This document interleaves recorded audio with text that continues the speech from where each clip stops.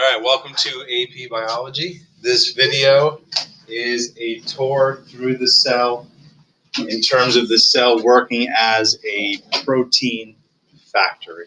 All right, so what we're looking at specifically when we draw out the cell is not necessarily all the parts of the cell, but instead the parts of the cell that are used during the production of a protein.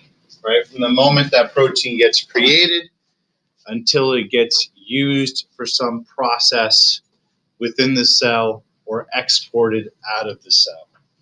So when we look at the production of a protein, right, everything is going to begin inside of the nucleus. So here's the nucleus, right? The nucleus has holes in it. What are those holes called? Pores, right? And we call this the nuclear envelope. The envelope is the outside of the nucleus. And these are nuclear pores. Good. Inside of the nucleus, we're going to see chromosomes. Right? And remember that the chromosomes are made up of DNA wrapped around proteins called histones. So this is what one chromosome would look like. How many chromosomes do you have inside of the nucleus? 46. 46 of them.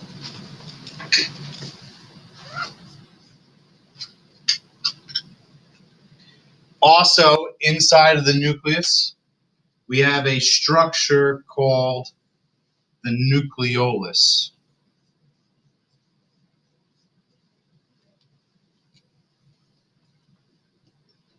What is the nucleolus responsible for producing?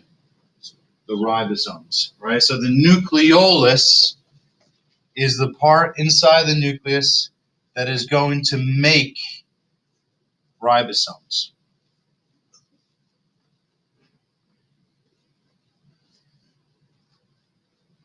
So if we look at what is actually taking place inside of the nucleus, there are two things or two parts of protein synthesis that are going to happen inside the nucleus. What is the first event that's going to take place? Transcription, right? So it's going to begin with transcription. So you have your double-stranded DNA, and that DNA is going to be transcribed into messenger RNA. And this first process is transcription.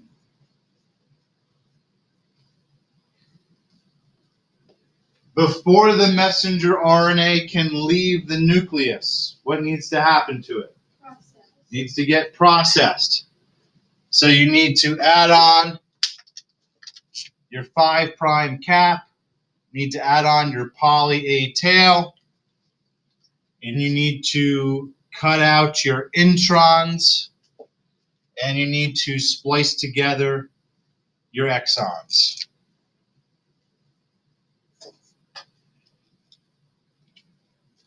So this is processing. So there's the 5' cap, poly A tail, splicing. That's it. So you have your 5' cap, your poly A tail, and your splicing. And what you're left with now is your mature messenger RNA. Can the DNA leave the nucleus at all? No, it's stuck in there. It's stuck in the chromosomes, right? That is why you need to make the messenger RNA, because the messenger RNA is small. And this messenger RNA now has the ability to leave the nucleus. All right, it can leave the nucleus through a nuclear pore. And when it leaves the nucleus, it will then go to the what? To the ribosomes, right? The ribosomes. And there are two types of ribosomes inside the cell. Ribosomes look like little mushrooms, like that. So if the ribosome is just hanging out in the cytosol, what do we call that type of ribosome? It's a free ribosome.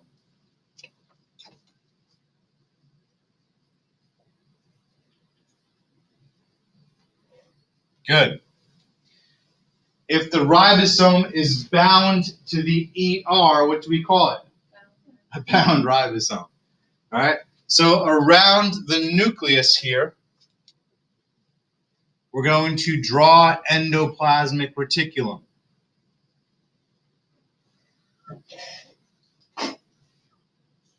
Which will look like this.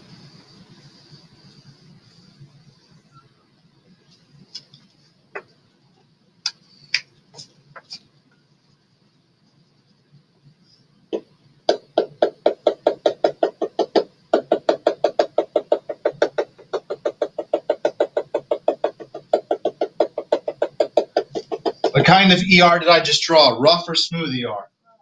That's rough, right? It's rough because it contains ribosomes attached to it.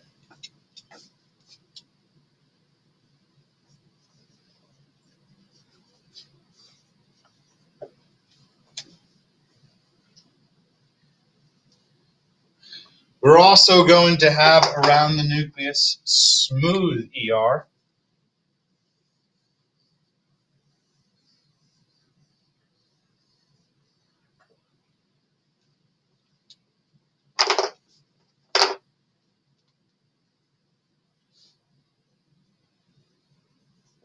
Okay.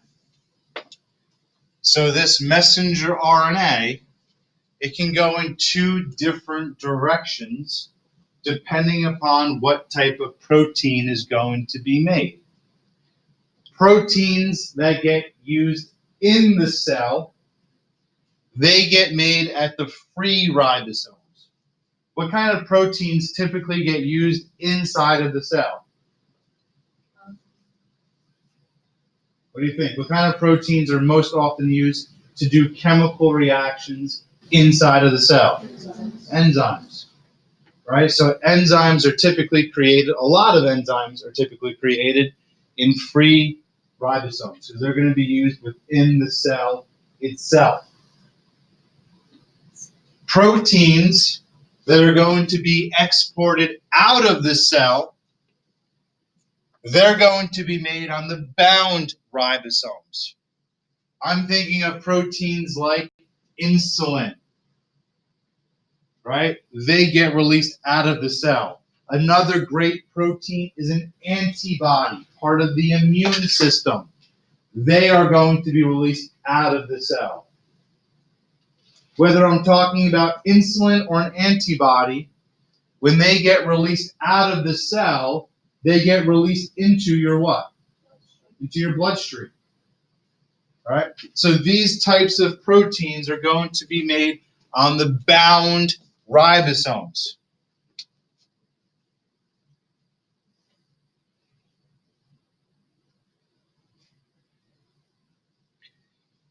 When the bound ribosome makes the protein, it's making the protein at what level of protein structure?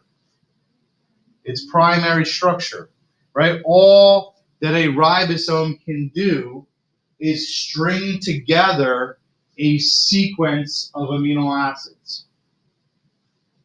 So after that protein has been made in its primary structure, it needs to go through the folding process. It needs to go into its secondary structure, its tertiary structure, its quaternary structure.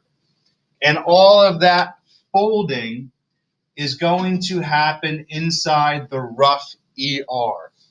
So this is protein folding and modifications. So the rough endoplasmic reticulum is going to modify that protein any way it needs to be modified. It's going to be folded into its active conformation. Are we all doing okay so far? All right. After that protein has been folded, after it's been modified, that protein is then going to go to the next organelle, which is right over here. It looks kind of like this. And this organelle is called the Golgi apparatus.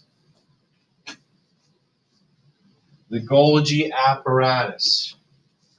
And I always think of the Golgi apparatus as like the UPS of the cell.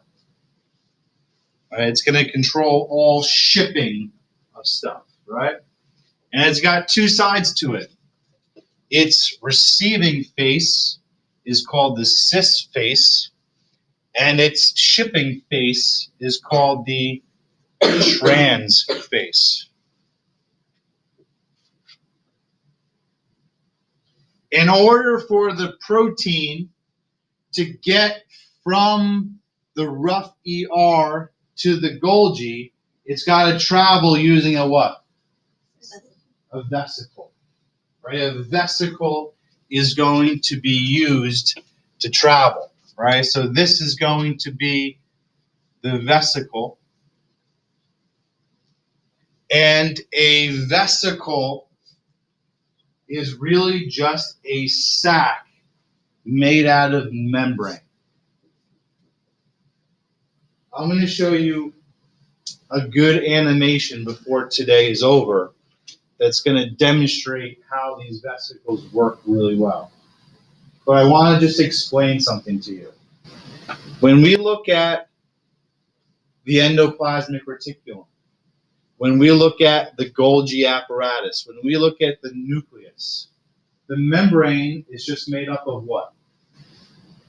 What is your cell membrane composed of? Phospholipids, right? So all of these structures are made up of the exact same material. The cell membrane, the nuclear envelope, the smooth and rough ER, the Golgi apparatus. They're all just made up of membrane. They're made up of the same material. They're made up of a phospholipid bilayer. Does that make sense to you? What that means is that the vesicle, which is also made up of membrane, can just butt off of one and fuse with the other because they're all made up of the same material. So this vesicle, try to draw a picture of it, this vesicle can just bud off of the ER and it can just go and fuse with the Golgi, right? And that's because they're all made up of the exact same material. This is why we call it the endomembrane system, because materials can come and go very easily because they're all made up of the exact same thing. They're all made up of membrane, of a phospholipid bilayer.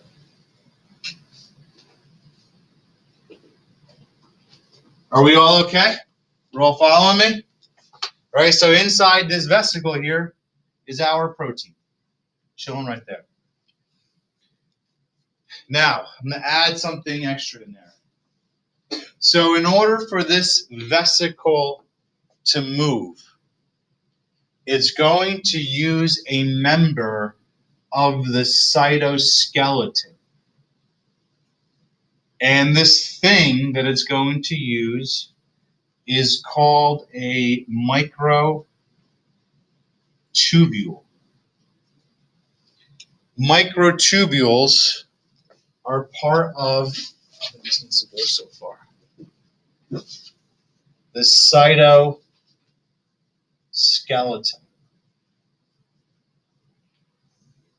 The cytoskeleton is an internal framework inside of the cell. There's going to be three members of the cytoskeleton. Member number one is a microtubule, And the absolute best way to describe a microtubule is it is a monorail within the cell. Do we all know what a monorail is? Like at Disney World, you have the monorail, the train rides along it, right? You all know what I'm talking about? Bronx Zoo has one too, right? It's like a train that goes along a track, right? And that is what a microtubule is. It's a track or a highway within the cell. Can anybody tell me what walks the vesicle along the microtubule? Yeah, what's the walking guy called? A motor protein. It looks like a waist and two legs, right? Do you remember that? I'm going to draw it in red. I don't know why. These guys are always in red. This right here. You have these little legs, right? That walk the vesicle along the microtubule. And these little legs are called a motor protein.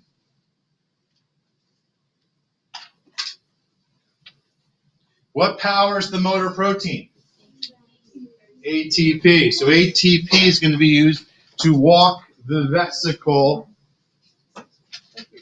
across the microtubule.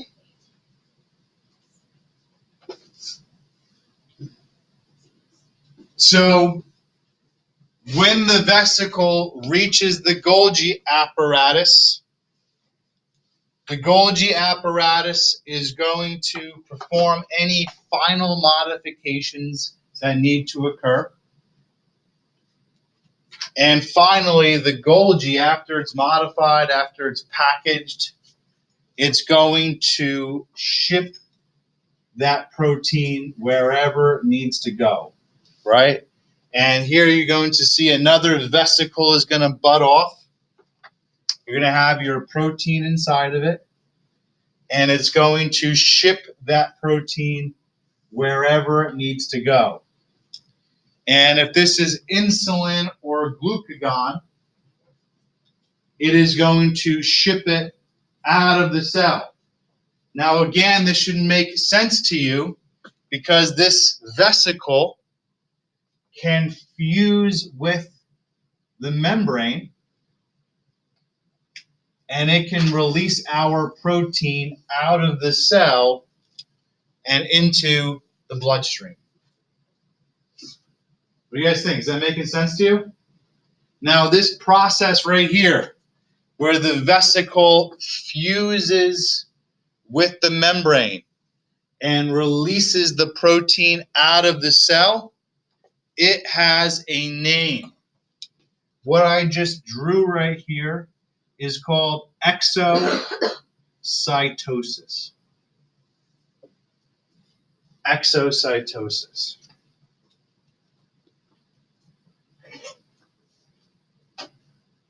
All right. So here you see the completion of a protein. From the blueprints in the nucleus to the shipping of that protein out of the cell through exocytosis. Were we all able to follow this? Now I'm going to throw some extra stuff in here. Yes. Extracellular stuff that is important. Yesterday, we looked at the smooth ER. Is the smooth ER used in the production of a protein? No, it does other things. It detoxifies the cell, which is why we have a lot of them in the liver. The most important thing that the smooth ER does is it produces membrane. Look at all these organelles. The cell membrane, the nuclear envelope, the smooth and the rough ER, the Golgi apparatus. They are all made up of membrane, right? Phospholipids. And it's the smooth ER that is responsible for the creation of all of these lipids inside the cell. Does that make sense to all of you? All right. Now, back to the cytoskeleton. We have more than just microtubules. We also have what's called microfilaments. And the most important microfilament is a microfilament named actin. Actin does a lot of things inside the cell, but actin is very, very specialized because actin allows for contraction. So what type of cells are loaded up with actin microfilaments? Muscle cells, right? So the actin microfilaments are what allows muscle cells to contract. It allows for movement inside of the cell. Actin is also going to form what we call the cortex of the cell.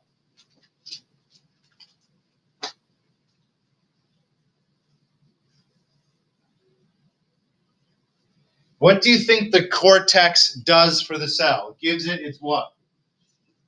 Its shape, right? So different cells in the body have different shapes to them.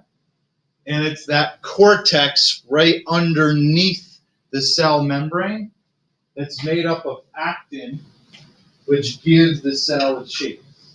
You ever see a video of like an amoeba moving? This blob moving around, right? It's that same actin that's allowing that amoeba to move, right? So actin is really specialized for movement. For movement.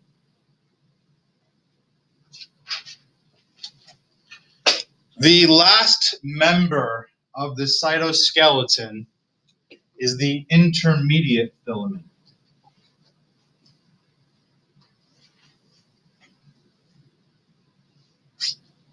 It's the least important. The intermediate filament is just an internal framework.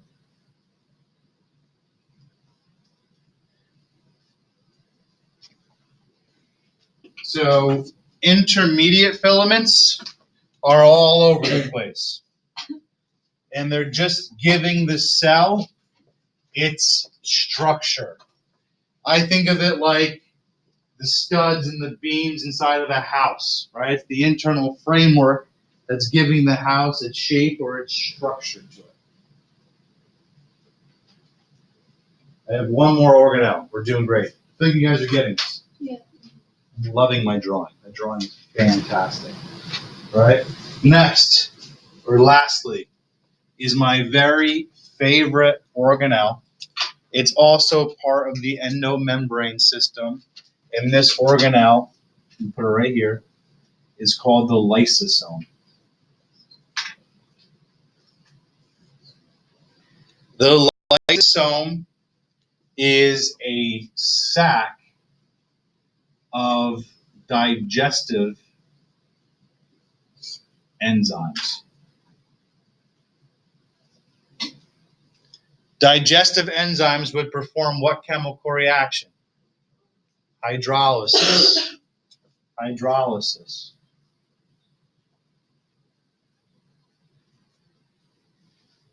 So the job of the lysosome is to destroy stuff, right? The job of the lysosome is to destroy or to break things down. To destroy or to break things down. I want to give you a couple examples. Some are cool, some are lame. Number one, when organelles get old or worn out, where do they get sent to be broken down? To the lysosome. And the lysosome will be able to recycle cellular materials. Right? So it's going to be used to recycle cell parts. If you look at a white blood cell can engulf and destroy bacteria or viruses. When a white blood cell engulfs something, watch what happens. I'm going to redraw this part right here. So say you have the cell membrane. And say you have a virus. So here's the virus. It looks like this, right? This is what your white blood cells will do. The white blood cells will take the membrane and it will cave it in like this, right? And it will form a what around the virus? A vesicle. And that vesicle will go and fuse with the lysosome, right? Does that make sense to all of you? And then that virus is now inside the lysosome. And what will the lysosome do to that virus? It'll break it down. It'll destroy it. So this is how your immune system is going to destroy foreign bacteria and viruses. It's going to engulf them, form a vesicle, ship that vesicle to the lysosome, and the lysosome will destroy the virus or bacteria. When you engulf things, this also has a name. We call this endocytosis. It has another name that is actually used more often. It is also called phagocytosis.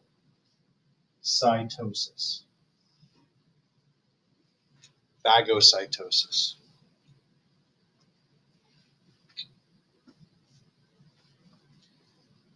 I want to erase this and show you a couple things on the PowerPoint. I'm kind of sad to actually erase this. This was nice. All right, but I want to show you a couple things. We have 7 minutes left. We're in good shape. So endocytosis and phagocytosis is basically what you showed us with the blood cell. Yep, that's exactly what I showed you. That's when it engulfs something. All right, I'm going to show you a couple of things using the PowerPoint that are going to kind of piece all of this together.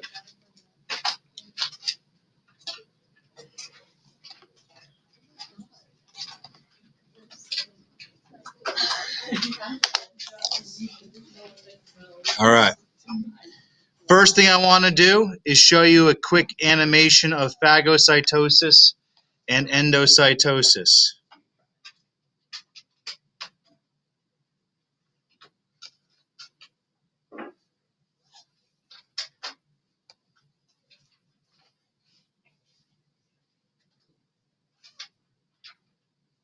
All right, watch this. This is really great animation.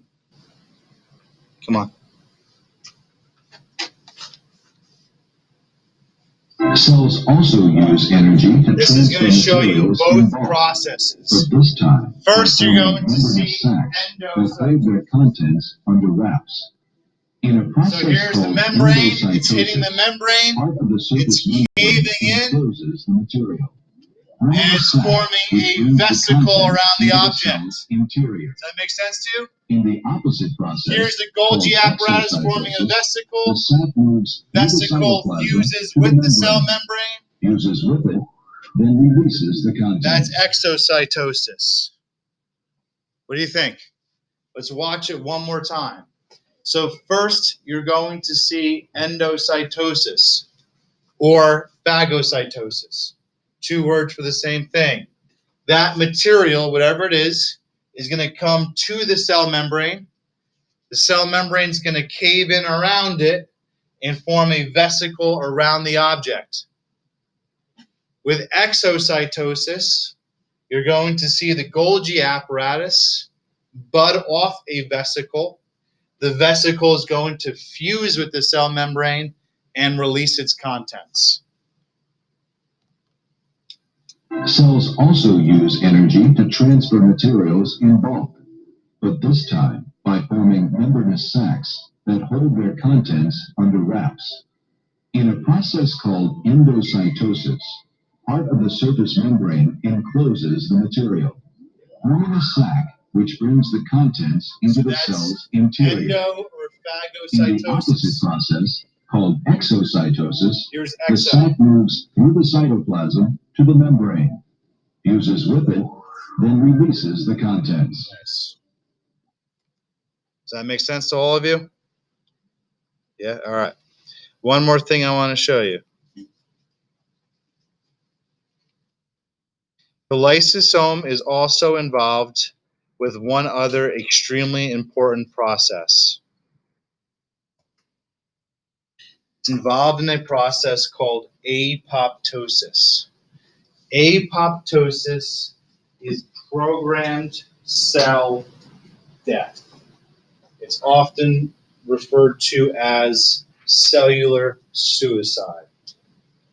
Sometimes cells in your body are programmed to die. In order for a cell to kill itself, it will bust open its lysosome and release all of its hydrolytic enzymes. What will those hydrolytic enzymes do to the entire cell? It'll digest it, it'll break it down. Can anybody tell me why a cell would go through apoptosis? It's multiplying too fast. One is if there's an error. If a cell detects a mutation or it detects some type of issue that might lead to cancer, a cell will automatically go into apoptosis. Apoptosis is your body's safeguard. This is one of the most important cell processes that can happen in your body. When something goes wrong inside of a cell, when there's a mistake during DNA replication, when there's a mistake during the cell cycle, instead of getting a disease, instead of getting cancer, cells will often kill themselves. Right? We call this apoptosis. It is your body's safeguard. It's crazy. We'll learn more about it when we go through cancer. The other thing is, some cells are just programmed to die, especially during embryonic development. Did you know that during embryonic development, your fingers and toes are all webbed? You have a tail. What happens to all those cells? How do you lose your webbing? How do you lose your tail? Those cells go through what process? They go through apoptosis. So sometimes apoptosis is just a normal part of development. And there we have it, everybody. That's this entire chapter done. Let's go to our video.